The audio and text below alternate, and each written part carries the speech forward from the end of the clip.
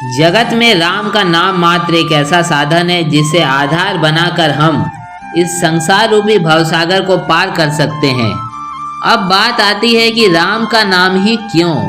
हिंदू धर्म में 33 कोटि देवी देवता हैं, फिर सिर्फ राम का नाम ही आखिर क्यों? तो बात ऐसी है दोस्तों कि ऐसा कोई पत्थर की लकीर नहीं है कि राम को छोड़कर किसी और भगवान का नाम नहीं लिया जा सकता। अपने श्रद्धा के अनुरूप आप किसी भी देवी देवता की पूजा कर सकते हैं, परंतु राम का नाम कलयुग में एक ऐसा साधन है जिसे हम सहजता से अपनी जीवा से उच्चारित कर सकते हैं। इस कलयुग के समय में तप यज्ञ आदि कर्म करना साधारण मनुष्य के वश की बात नहीं है। आज के इस आधुनिक युग में व्यक्ति अपने कर्मों के जाल में इतना उलझा हुआ है कि यज्ञादि कर्म करने का उसके पास पर्याप्त समय नहीं है। यज्ञ तो दूर की बात है, आप पद्मासन की मुद्रा में शांति से 10 मिनट भी नहीं बैठ सकते हैं। कोई न कोई व्यवधान आपके लिए इंतजार कर रहा होता है, और कुछ नहीं तो आपका मोबाइल फोन ही इन 10 मिनट की अवधि में कितनी ही बार बज उठेगा और आपका ध्यान भंग हो जाएगा। इसलिए राम का नाम एक ऐसा सहज उपाय है जिसके लिए आपको कोई ध्यान व्यान लगाने की जरूरत नहीं है। आप अपने रोजमर्रा के काम करने के साथ साथ राम का नाम ले सकते हैं। शुरुआत में थोड़ी दिक्कत जरूर आएगी, परंतु धीरे धीरे अभ्यास हो जाएगा और फिर राम का नाम स्वतः ही आपके जीवा से सहज निकलता रहेगा। सोते जागते, उठते बैठते और अपने दैनिक कार्य करते हुए। अब दूसरा प्रश्न आप सबके मन में यह आएगा कि केवल राम का नाम निरंतर लेने से कहीं दूसरे देवी देवता हमसे नाराज न हो जाएं। तो चलिए आपके इस प्रश्न का भी समाधान कर देते हैं। आप सभी जानते हैं कि भगवान श्री राम हरि विष्णु के अवतार हैं। हरि विष्णु के अवतार भगवान श्री कृष्ण भी हैं। राम के नाम में जो 2 अक्षर आते हैं, रा और म, इसमें रा से राधा भी होता है और माँ से माधव होता है। तो इस प्रकार अगर रा और माँ को मिला दिया जाए तो राम से राधा माधव भी होता है। तो इस प्रकार से राम नाम का उच्चारण करने से हम भगवान श्री राम का नाम तो ले ही रहे हैं, साथ में राधा माधव का नाम भी ले रहे हैं, और भगवान विष्णु का अवतार होने के कारण हरि विष्णु का भी नाम हो जा रहा है। उधर भगवान शिव और उनका परिवार भी परम भागवत है। अगर रामचरितमानस को ध्यान से पढ़ा जाए तो उसमें स्पष्ट रूप से वर्णन है कि भगवान शिव किस प्रकार से माता पार्वती को राम नाम की महिमा बता रहे हैं।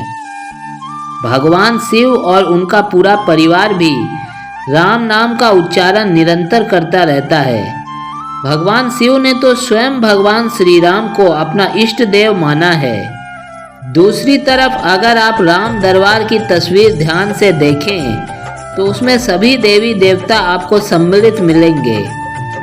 जब श्री राम का विवाह माता सीता से हुआ था, उस समय सभी देवता, नवग्रह, इंद्रादि उसमें सम्मिलित हुए थे, और भगवान राम के राज्याभिषेक के समय भी सभी देवी देवता सम्मिलित हुए थे और सब ने मिलकर भगवान श्री राम का जयघोष किया था।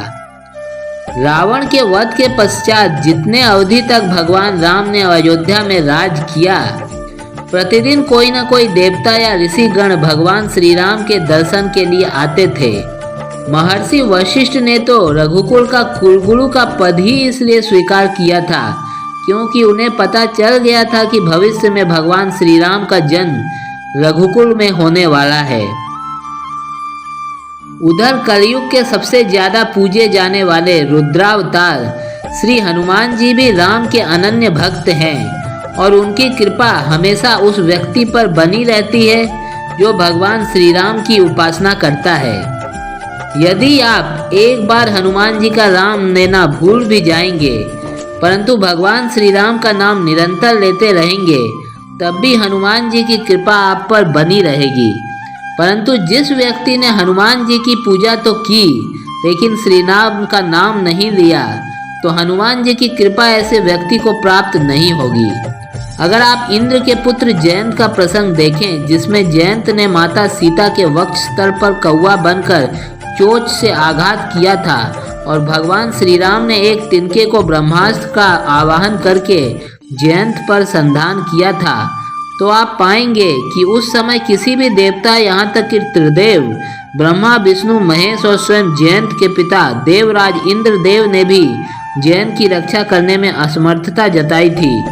तब केवल भगवान श्री राम के शरण में वापस जाने और उनसे क्षमा मांगने पर ही जयंत के प्राण बच पाए थे।